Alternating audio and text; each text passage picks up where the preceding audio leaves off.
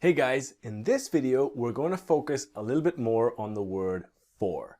And this is 5 essential things to know about for. And to really go a little deeper and to really understand just a little better about our little friend, the word for.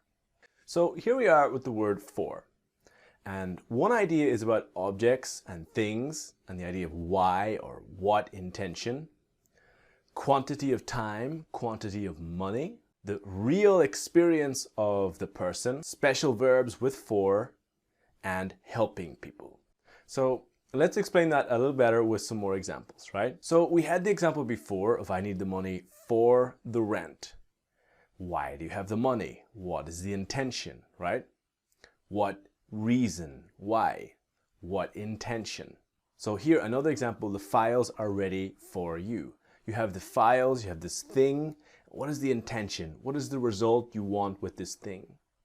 This letter is for you. I have a present for you, right? The second idea, again, is quantity of money or time, right? That I was able to pay for everything myself. They paid 200 euros for it. Or they were going to Portugal for 3 months. Now, the next idea is the real experience of the person. So let's explain this a little bit more detail. Now, sentences that we have here, the example is like it's, adjective, for, and the personal pronoun.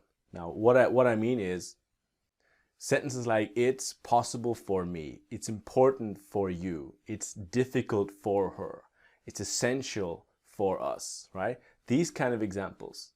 And let's just take an example. Now, for me, learning and speaking different languages.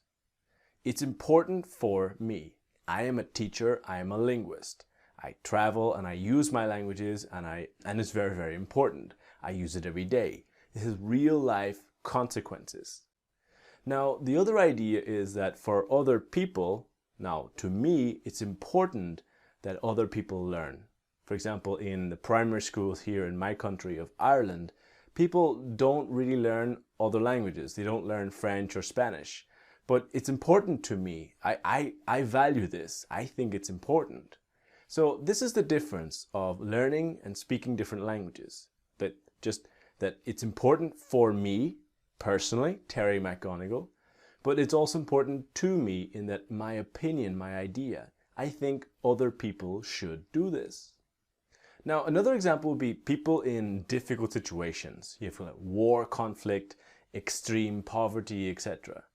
And it's terrible for them. They are living in the situation. It affects them. It has real consequences for them. Now, it's terrible to us because we see this on the news. We watch this and it seems horrible to us, but it doesn't directly affect us. So this is the clear difference between it's terrible for and it's terrible to, just to be completely clear. Now, when we look at languages like English, French, Spanish, Portuguese, or really any language, in general, we talk about what affects us directly. We talk about our real experience. So both sentences are completely correct. They have a different meaning, like it's normal for me, affects me, and it's normal to me, like it's an opinion. But the reality is when we speak in any language, 70% of the time we talk about our real experience. So generally you are going to use the first one. It's normal for, much more than the other one is normal to. You can hear both, it's possible, but you will use the first one a lot more. Now we need to remember always the important verbs with for, right? To wait for, to ask for, to look for. Then we have to remember that we cannot say to wait someone, it must be to wait for someone. Not to ask something, but to ask for something.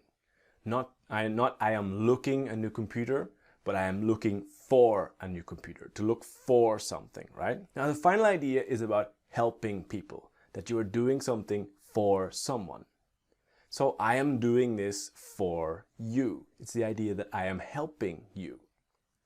Now this week, for example, and this is true, I am going to take care of some plants for my mother. My mother is going on holiday to Italy and she asked me to take care of her plants. I said, okay. I am helping her. So this is the idea. This week, I'm going to take care of some plants for my mother. Now, here's the instructions she gave me. She said, take this here, inside, there's special food for the plants, and put it here. These are the exact photos she sent me, right? So this is the idea, to do something for someone, right? Is it helping someone? But it's also possible to say to do something to someone. And this is a little different. Now, to do something for someone is to help someone. To do something to someone is to do something bad to someone. If you can imagine some crazy reality where I do not take care of the plants, but I destroy or I break the plants, then this is, I am doing something to my mother. I'm not doing it for her, because for is positive and I'm helping, but it's to do something to someone. Now, here's another example.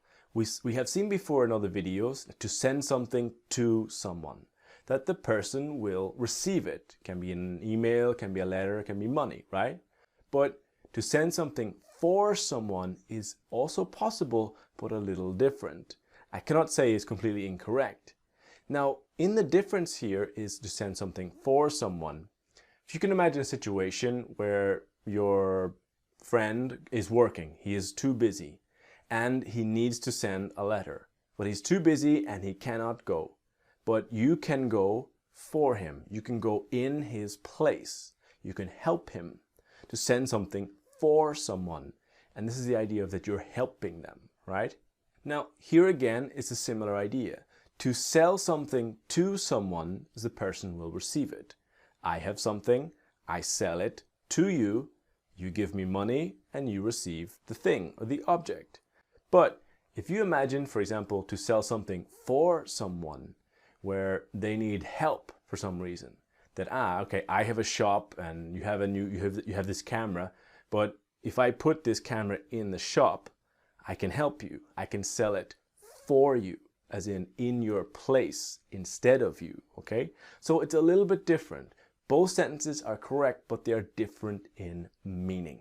Okay guys, that ends my 5 essential things to know about for. I hope it was helpful and useful.